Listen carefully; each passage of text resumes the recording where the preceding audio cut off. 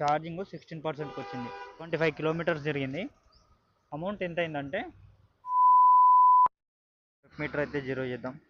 Charging 97% ఉంది.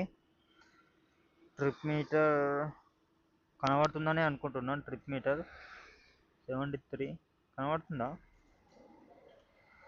Zero. B కూడా zero చేసేద్దాం. డ్యూటీ ఆన్ చేద్దాం. ఇప్పుడు కొంతమంది గెస్ట్లు వస్తారు, వాళ్ళు అప్పుడప్పుడు మన వీడియోలలో కనబడతారు. అందరూ వాళ్ళకి నమస్తే చెప్పారు. అటు రాకీ బాయ్, ఇటు పాకీ బాయ్, ఇటు జాకీ బాయ్, ముగ్గురు. సో ఇది మనం తప్పు అవుతుంది కాబట్టి కొంచెం అటు ఇటు పోయి లెఫ్ట్ తీసుకున్నాం. ఇట్లా ఇక్కడైతే బరాబర్ మనకి ఎవరు గ్యాప్ ఇవ్వలే, ఒకటి ఇవ్వాల్సిందేగా. హాయ్ గాయ్స్, ఎట్లున్నారు? మంచిగా ఉన్నారా? ఇది చాలా రోజుల తర్వాత మళ్ళీ ఫుల్ వీడియో పెడుతున్నా. సో ఈ వీడియోలో ఏంటంటే ఆల్రెడీ ట్రిప్ మీటర్లన్నీ జీరో చేసిన చూసిల్లు కదా. సో ఇందులో ఏంటంటే మార్నింగ్ 7 నుంచి మనం ఊబర్ రైడ్ చేస్తే ఎలక్ట్రిక్ వెహికల్ మీద 1000 సంపాదించడానికి ఎంతసేపు పడుతుంది, అసలు ఎలక్ట్రిక్ వెహికల్ మీద 1000 మనం ఎర్న్ చేయొచ్చా అనేది రెండు చెక్ చేయాలనుకున్నా. అది 1000 ఎప్పటి వరకు అయితే అప్పటి వరకు. మనకు ఊబర్లోనైతే 12 వరకే ఆఫర్ ఉంటుంది. 12 వరకు అయితే ఖచ్చితంగా లాగిన్లు ఉంటా, మధ్యలో ఎక్కడ లాగౌట్ చేసేది ఏముండదు. సో ఇది తెలుసుకుందాం అనేసి ఇది ఎక్స్పెరిమెంట్ చేస్తున్నా అన్నట్టు.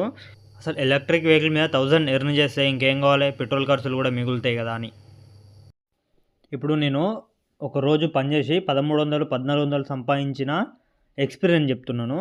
జొమాటో చేస్తుండే, మార్నింగ్ 7కి లాగిన్ చేసి 10 వరకు చేస్తుండే, మళ్ళీ 12 to 4, మళ్ళీ 5 to 10, అంటే ఇన్ని గంటలు మనం పనిచేస్తుండే. అందులో ఆర్డర్ టార్గెట్స్ కానీ, లాగిన్ అవర్స్ కానీ, రిజెక్ట్ కొట్టొద్దు, ఇవన్నీ పెద్ద తలకాయ నొప్పి కండిషన్స్ ఉంటాయి. సో అవన్నీ కాకుండా ఒక 1000 ఎర్న్ చేయాలంటే మార్నింగ్ నుంచి ఎన్ని గంటల వరకు ఎర్న్ చేయొచ్చు అంటే మన కండిషన్స్ ఏముండదు, 1000 ఎర్న్ చేసి వెళ్ళిపోవాలి అంతే. అదొకటి నేను చెక్ చేయాలనుకున్నాను.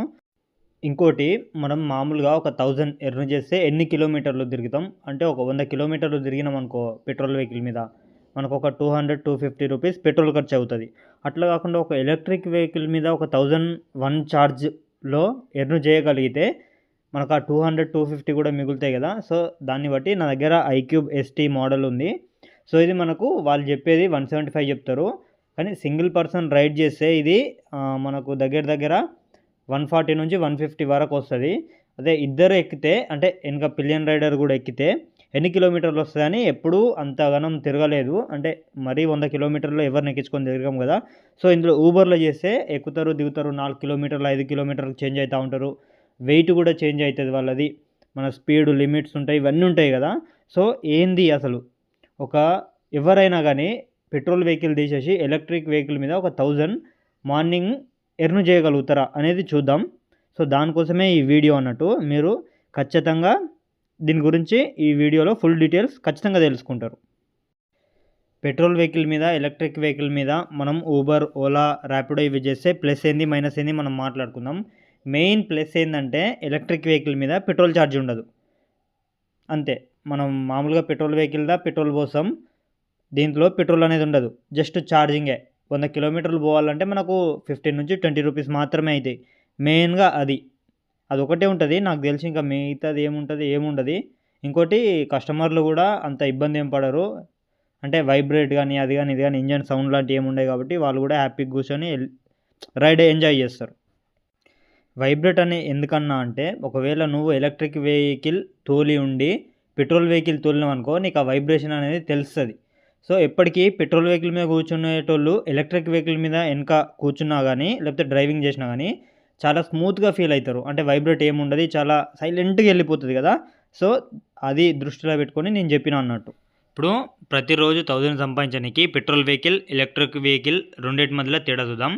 పెట్రోల్ వెహికల్ అనేది మనకు 2 లీటర్ దగ్గర పెట్రోల్ కావాలి. 2 లీటర్కి మనకు 200 రూపీస్ దగ్గర 200-220 రూపీస్ అవుతుంది 100 కిలోమీటర్లు తిరగడానికి.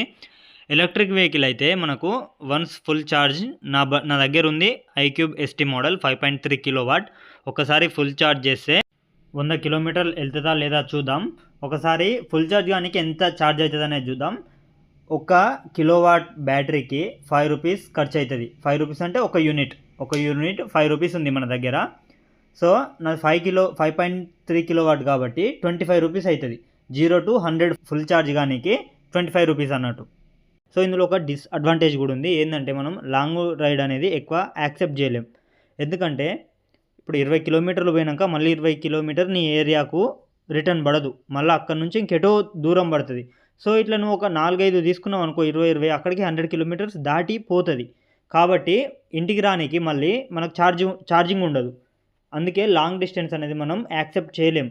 మన తెలిసిన ఏరియాలనే ఉంటూ షార్ట్ డిస్టెన్స్లో ఎక్కువ అమౌంట్ ఉన్న రైడ్స్ పిక్ చేసుకుంటూ అవి డ్రాప్ చేసింది బెటర్ అనేది నా ఒపీనియన్.